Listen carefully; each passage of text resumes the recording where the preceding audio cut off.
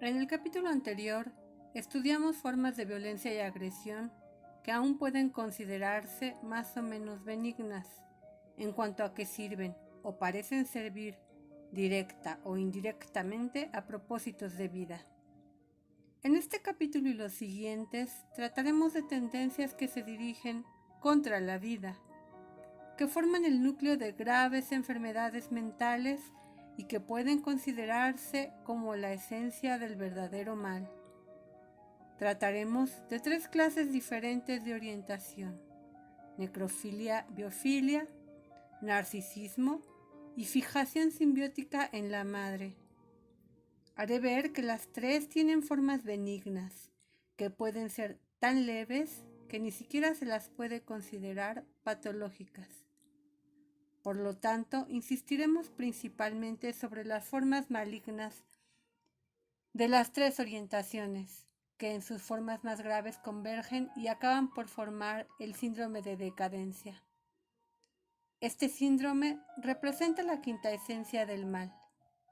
Es al mismo tiempo el estado patológico más grave y raíz de la destructividad e inhumanidad más depravadas. No conozco mejor introducción al corazón del problema de la necrofilia que una especie de declaración que hizo en 1936 el filósofo español Unamuno. Fue con ocasión de un discurso del general Milan Astray en la Universidad de Salamanca, de la que era rector Unamuno, cuando empezaba la Guerra Civil Española. El lema favorito del general era «¡Viva la muerte!», y uno de sus partidarios lo gritó desde el fondo de la sala. Cuando terminó su discurso el general, se levantó Unamuno y dijo: «Ahora acabo de oír el necrófilo e insensato grito «¡Viva la muerte!». Y yo, que he pasado mi vida componiendo paradojas que excitaban la ira de algunos que no las comprendían, he de deciros, como experto en la materia, que esta ridícula paradoja me parece repelente. El general Milan Astray es un inválido. No es preciso que digamos esto con un tono más bajo. Es un inválido de guerra. También lo fue Cervantes. Pero, desgraciadamente en España hay actualmente demasiados mutilados. Y si Dios no nos ayuda, pronto habrá muchísimos más. Me atormenta el pensar que el general Milan Astray pudiera dictar las normas de la psicología de la masa. Un mutilado que carezca de la grandeza espiritual de Cervantes es de esperar que encuentre un terrible alivio viendo cómo se multiplican los mutilados a su alrededor. En este momento Milan Astray no se pudo detener por más tiempo y gritó: «¡Abajo la inteligencia! ¡Viva la muerte!», clamoreado por los falangistas. Pero Unamuno continuó: «Este es el templo de la inteligencia, y yo soy su sumo sacerdote. Estáis profanando su sagrado recinto. Venceréis porque tenéis sobrada fuerza bruta, pero no convenceréis. Para convencer hay que persuadir, y para persuadir necesitaríais algo que os falta: razón y derecho en la lucha. Me parece inútil el pediros que penséis en España, he dicho». Unamuno, al hablar del carácter necrófilo del grito «¡Viva la muerte!», tocó el corazón del problema del mal.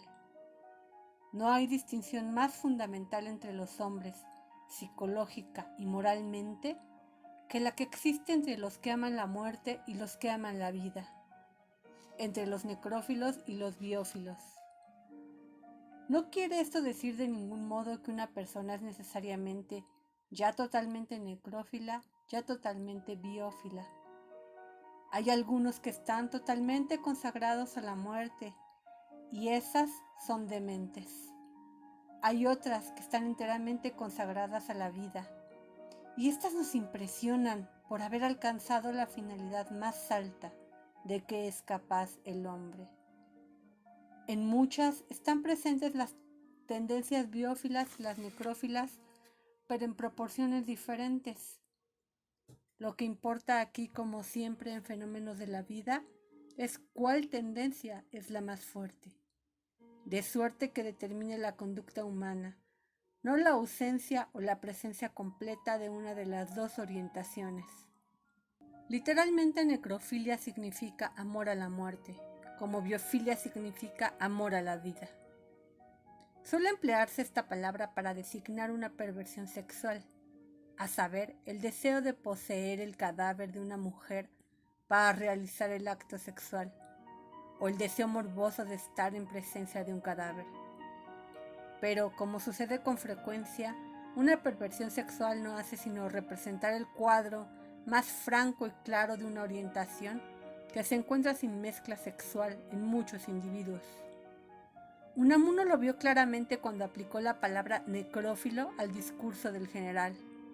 No quiso decir que el general estuviera obsesionado por una perversión sexual, sino que odiaba la vida y amaba la muerte. Es extraño que la necrofilia como orientación general no haya sido descrita nunca en la literatura psicoanalítica, aunque se relaciona con el carácter sádico anal de Freud y con su instinto de la muerte. Aunque estudiaré más adelante estas relaciones, quiero ahora pasar a describir al individuo necrófilo. La persona con orientación necrófila se siente atraída y fascinada por todo lo que no vive, por todo lo muerto, cadáveres, marchitamiento, heces, basura. Los necrófilos son individuos aficionados a hablar de enfermedades, de entierros, de muertes. Empiezan a vivir precisamente cuando hablan de la muerte. Un ejemplo claro del tipo necrófilo puro es Hitler. Lo fascinaba la destrucción y le agradaba el olor de la muerte. Aunque en los años de su éxito quizá haya parecido que solo quería destruir a quienes consideraba enemigos suyos, los días del crepúsculo de los dioses y el final demostraron que su satisfacción más profunda estribaba en presenciar la destrucción total y absoluta, la del pueblo alemán, la de los que lo rodeaban, la suya propia. Una información de la Primera Guerra Mundial de la que no hay pruebas, pero que tiene mucho sentido, dice que un soldado vio a Hitler como en estado de trance, mirando fijamente un cadáver en descomposición y negándose a alejarse. El necrófilo vive en el pasado, nunca en el futuro. Sus emociones son esencialmente sentimentales, es decir, alimentan el recuerdo de emociones que tuvieron ayer o que creen que tuvieron. Son fríos, esquivos, devotos de la ley y el orden. Sus valores son exactamente lo contrario de los valores que relacionamos con la vida normal. No la vida, sino la muerte, los anima y satisface. Es característica del necrófilo su actitud hacia la fuerza. Fuerza es, según la definición de Simone Weil, la capacidad para convertir un hombre en un cadáver. Así como la sexualidad puede crear vida, la fuerza puede destruirla. Toda fuerza rebasa, en último análisis, en el poder para matar. Puedo no matar a una persona, sino únicamente privarla de su libertad. Quizá quiero solo humillarla o despojarla de sus bienes. Pero haga yo lo que haga, detrás de todas estas acciones está mi capacidad de matar y mi deseo de hacerlo. El enamorado de la muerte ama la fuerza, inevitablemente. Para él, la mayor hazaña del hombre no es dar vida, sino destruirla. El uso de la fuerza no es una acción transitoria que le imponen las circunstancias. Es un modo de vida. Esto explica por qué el necrófilo está verdaderamente enamorado de la fuerza. Así como para el enamorado de la vida la polaridad fundamental en el hombre es la que existe entre macho y hembra, para el necrófilo existe otra polaridad muy diferente, la de los que tienen el poder de matar y los que carecen de él. Para él no hay más que dos sexos, el poderoso y el impotente, los matadores y los muertos. Está enamorado de los matadores y desprecia a los que son muertos. No pocas veces hay que tomar literalmente ese estar enamorado de los matadores. Son sus objetos de atracción y de fantasías sexuales. Aunque menos acentuadamente que en la perversión mencionada arriba, o en la perversión de la necrofagia, deseo de comer cadáveres. Deseo que no rara vez puede encontrarse en los sueños de los individuos necrófilos. Conozco muchos sueños de personas necrófilas en que tienen relaciones sexuales con una mujer o un hombre ancianos, por la que de ningún modo se sienten físicamente atraídos, sino a quien temen y admiran por su fuerza y capacidad destructora. La influencia de hombres como Hitler y Stalin estriba precisamente en su capacidad para matar y la complacencia en hacerlo. Por eso los amaron los necrófilos. De los demás, muchos los temían y prefirieron admirarlos a darse cuenta de su miedo. Otros muchos no percibían la calidad necrófila de los líderes y vieron en ellos los constructores, los salvadores, los buenos padres.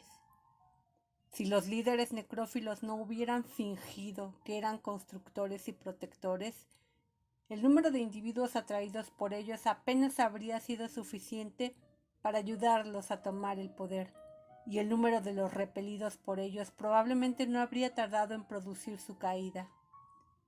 Mientras la vida se caracteriza por el crecimiento de una manera estructurada, funcional, el individuo necrófilo ama todo lo que no crece, todo lo que es mecánico. La persona necrófila es movida por el deseo de convertir lo orgánico en inorgánico, de mirar la vida mecánicamente, como si todas las personas vivientes fuesen cosas. Todos los procesos, sentimientos y pensamientos de vida se transforman en cosas. La memoria y no la experiencia. Tener y no ser es lo que cuenta. El individuo necrófilo puede relacionarse con un objeto, una flor o una persona únicamente si lo posee. En consecuencia, una amenaza a su posición es una amenaza a él mismo. Si pierde la posición, pierde el contacto con el mundo. Por eso encontramos la paradójica reacción de que más bien perdería la vida que la posesión, aunque al perder la vida el que posee deja de existir. Ama el control y en el acto de controlar mata la vida. Se siente profundamente temeroso ante la vida, porque su misma naturaleza es desordenada e incontrolable. La mujer que pretende sin razón ser la madre del niño en el relato del juicio de Salomón es típica de esta tendencia. Preferiría tener un niño muerto y adecuadamente dividido que perder un niño vivo. Para el individuo necrófilo, justicia significa reparto correcto, y está dispuesto a matar o morir en obsequio de lo que llama justicia. La ley y el orden son ídolos para él. Todo lo que amenaza a la ley y el orden se considera un ataque satánico a sus valores supremos. Al individuo necrófilo lo atraen la oscuridad y la noche. En la mitología y la poesía es atraído por las cavernas o por los abismos del océano, o se le representa ciego. Le atrae todo lo que se aparta de la vida o se dirige contra ella. Quiere regresar a la oscuridad del útero y al pasado de existencia inorgánica o animal. Está orientado esencialmente hacia el pasado, no hacia el futuro, que odia y teme. Con esto se relaciona su anhelo de certidumbre o seguridad. Pero la vida nunca es segura, nunca es previsible, nunca es controlable. Para hacerla controlable hay que convertirla en muerte. La muerte es ciertamente la única seguridad de la vida. Las tendencias necrófilas suelen manifestarse de la manera más clara en los sueños de una persona. Esos sueños tratan de asesinatos, sangre, cadáveres, calaveras, heces. en ocasiones también de hombres transformados en máquinas o que actúan como máquinas. De vez en cuando puede tener lugar un sueño de este tipo en muchos individuos sin que indique necrofilia.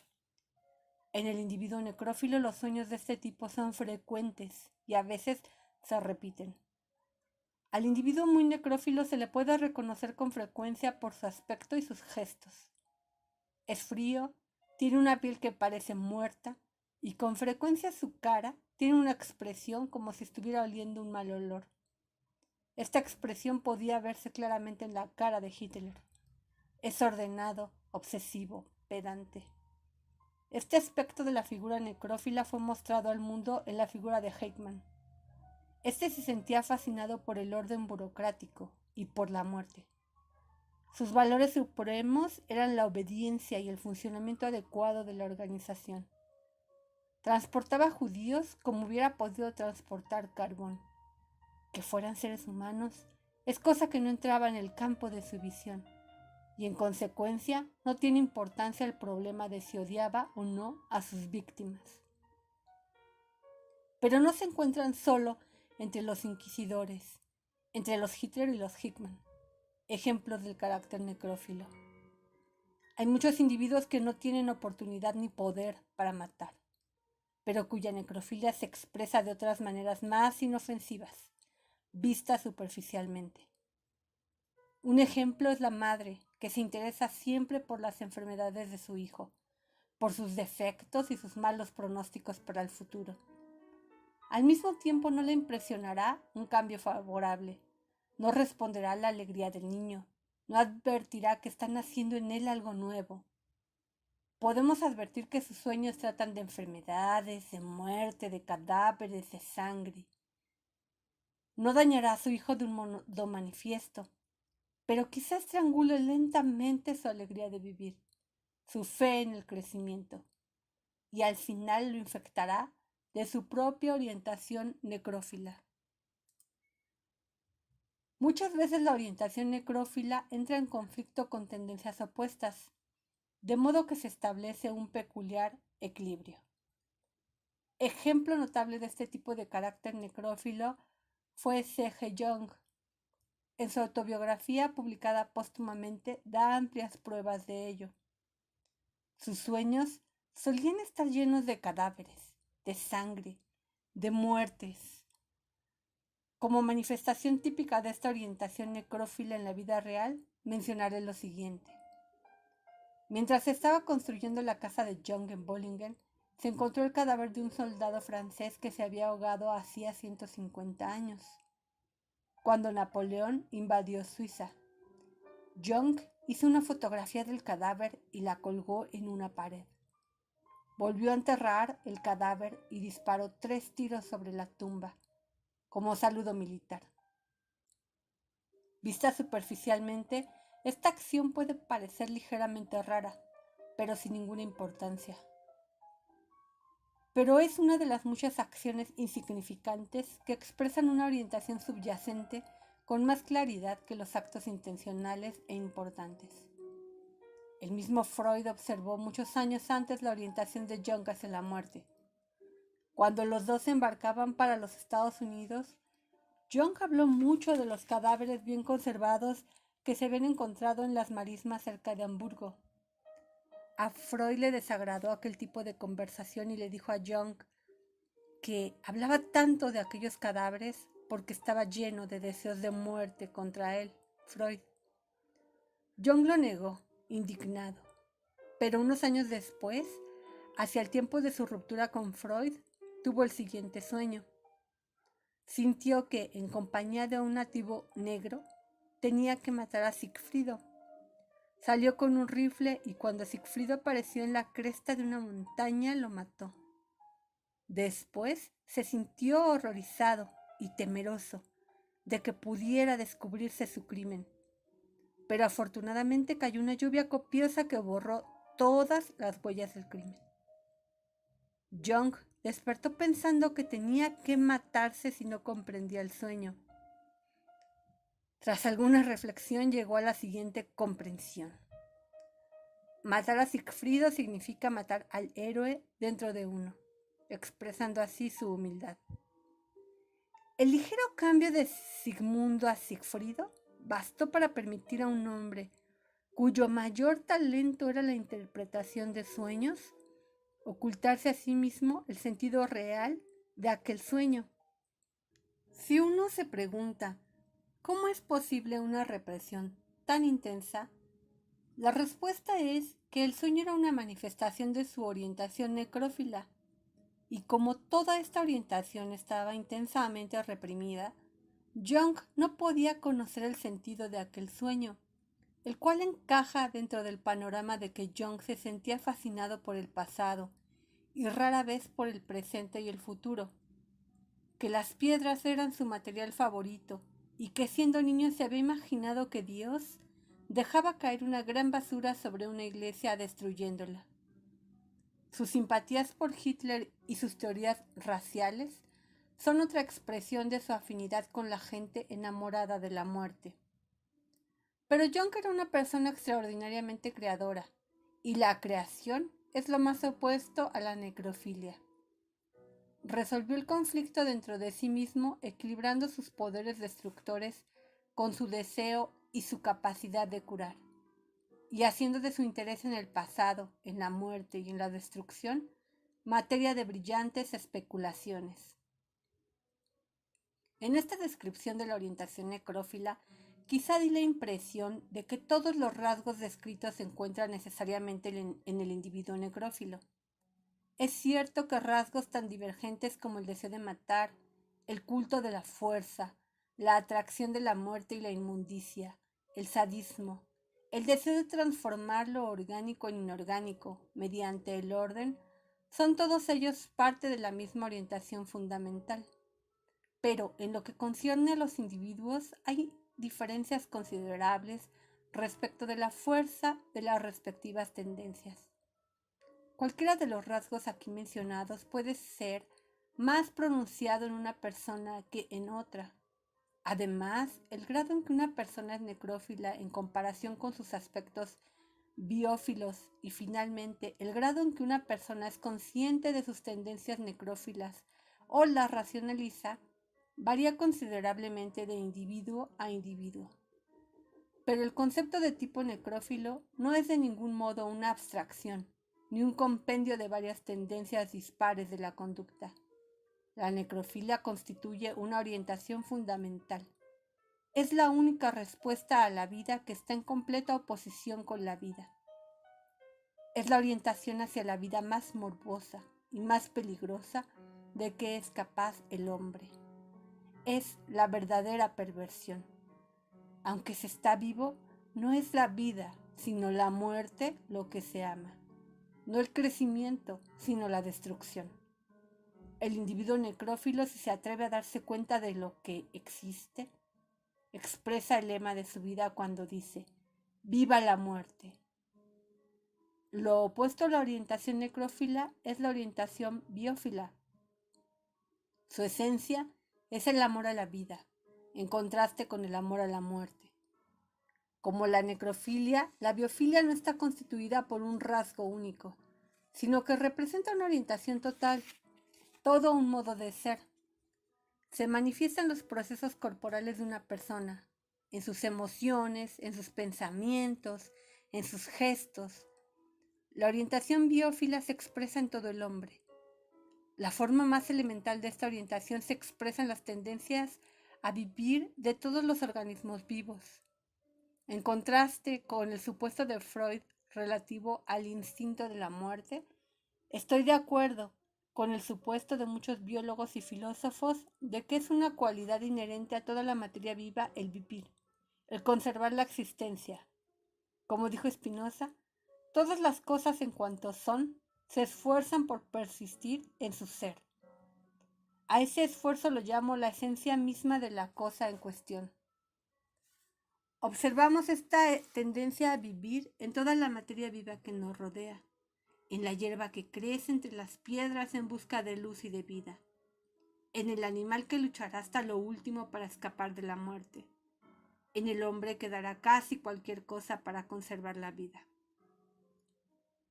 La tendencia a conservar la vida y a luchar contra la muerte es la forma más elemental de la orientación biófila y es común a toda la materia viva. En cuanto es una tendencia a conservar la vida y a combatir la muerte, solo representa un aspecto de la tendencia a vivir. El otro aspecto es más positivo. La materia viva tiene la tendencia a integrar y unir. Tiende a fundirse con entidades diferentes y opuestas, y a crecer de un modo estructural. Unificación y crecimiento integrado son características de todos los procesos vitales, no solo por lo que concierne a las células, sino también respecto del sentimiento y el pensamiento. La expresión más elemental de esta tendencia es la fusión de células y organismos, desde la fusión celular sexual hasta la unión sexual de los animales y del hombre.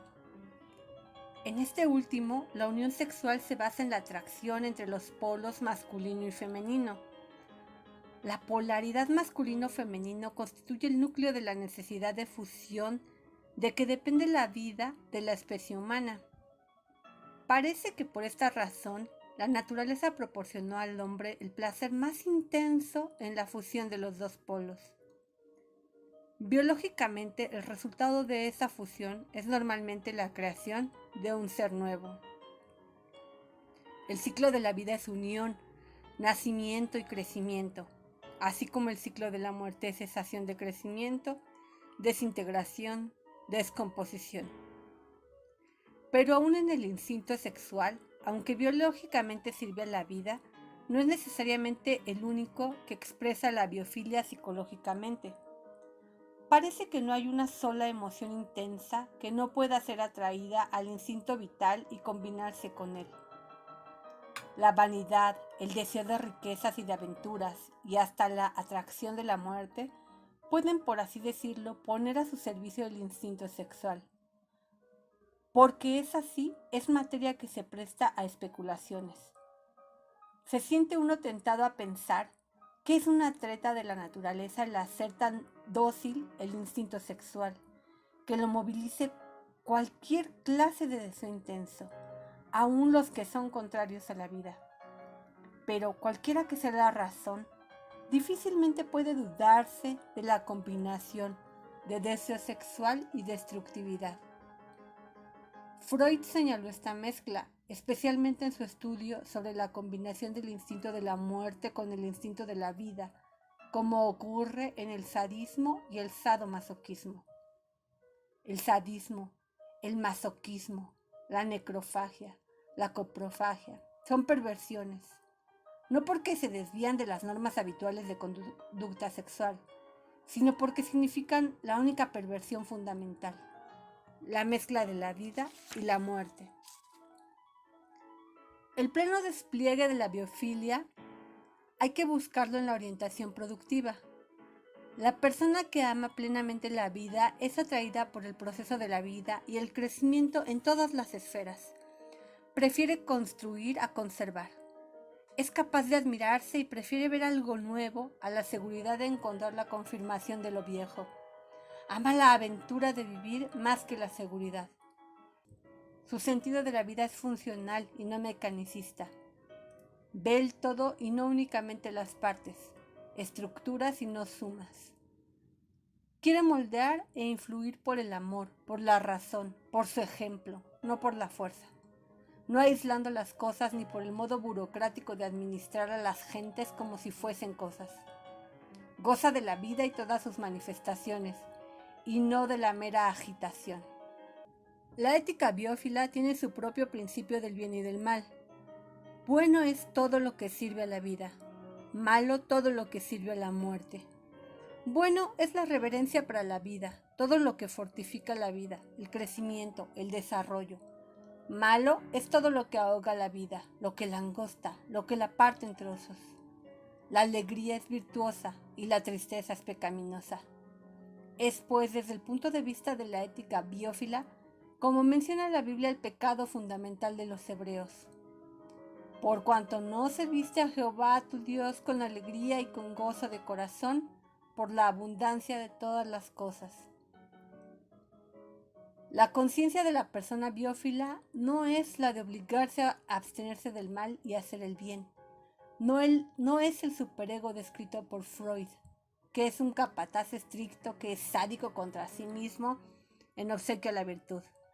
La conciencia biófila es movida por la atracción de la vida y de la alegría. El esfuerzo moral consiste en fortalecer la parte de uno mismo amante de la vida. Por esta razón el biófilo no vive en el remordimiento y la culpa, que no son después de todo más que aspectos de la aversión a sí mismo y de la tristeza.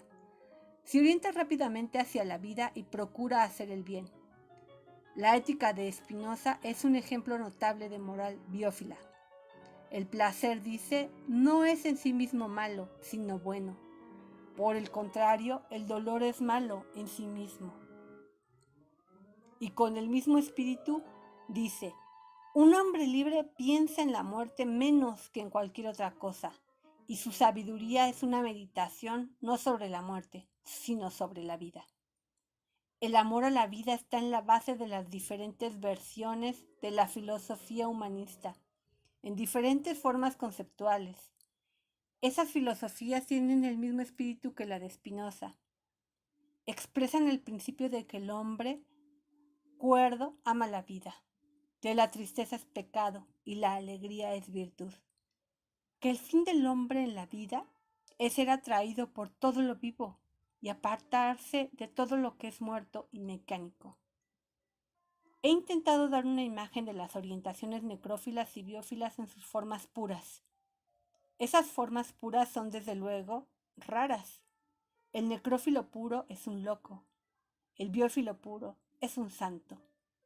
La mayor parte de la gente es una mezcla particular de orientaciones necrófilas y biófilas, y lo importante es cuál de ellas predomina. Aquellos en quienes alcanza el predominio la orientación necrófila matarán lentamente su lado biófilo. Habitualmente no son conscientes de su orientación de amor a la muerte. Endurecerán sus corazones, obrarán de tal suerte que su amor a la muerte parecerá ser la respuesta lógica y racional a lo que experimentan. Por otra parte, aquellos en quienes aún predomina el amor a la vida se sentirán disgustados cuando descubran lo cerca que están del valle de la sombra de la muerte, y ese disgusto podría despertarlos a la vida. De ahí que sea muy importante saber no solo lo fuerte que es la tendencia necrófila en una persona, sino también hasta qué punto es consciente de ella. Si cree que mora en tierra de vida cuando en realidad mora en tierra de muerte, está perdida para la vida, ya que no tiene oportunidad para regresar. La descripción de las orientaciones necrófila y biófila plantea la cuestión del modo como esos conceptos se relacionan con los conceptos de Freud relativos al instinto de la vida, Eros, y al instinto de la muerte. Es fácil de ver la analogía. Cuando surgió de primera intención la existencia de la dualidad de las dos tendencias en el hombre, estaba Freud hondamente impresionado, en especial bajo el influjo de la Primera Guerra Mundial, por la fuerza de los impulsos destructores. Revisó su vieja teoría según la cual el instinto sexual se oponía a los instintos del ego, sirviendo uno y otros a la supervivencia y por lo tanto a los propósitos de la vida. A favor de la hipótesis de que tanto el impulso hacia la vida como el impulso hacia la muerte son inherentes a la esencia misma de la vida. En Más allá del principio del placer, en 1920, expuso la opinión de que había un principio más antiguo filogenéticamente que llamó compulsión a la repetición, el cual funciona para restablecer una situación previa y, en definitiva, para volver la vida orgánica al estado originario de existencia inorgánica. Si es verdad que una vez, dice Freud, en épocas inconcebibles y de un modo irrepresentable, surgió la vida de la materia inanimada, según nuestra hipótesis, tuvo entonces que nacer un instinto que quiere suprimir de nuevo la vida y restablecer el estado anorgánico. Si en ese instinto reconocemos la autodestrucción por nosotros supuesta, podemos ya considerarla como manifestación de un instinto de muerte, que no dejamos de hallar en ningún proceso vital. El instinto de muerte puede observarse realmente o bien vuelto hacia afuera contra los demás o hacia adentro contra uno mismo, y combinado frecuentemente con el instinto sexual como en las perversiones sádicas y masoquistas. Opuesto al instinto de muerte es el instinto de la vida. Mientras el instinto de la muerte, llamado a veces tánatos en la literatura psicoanalítica, aunque no por Freud, tiene la función de separar y desintegrar. Eros tiene la de enlazar, integrar y unir organismos entre sí y las células dentro del organismo. La vida de cada individuo es, pues, un campo de batalla en esos dos instintos fundamentales.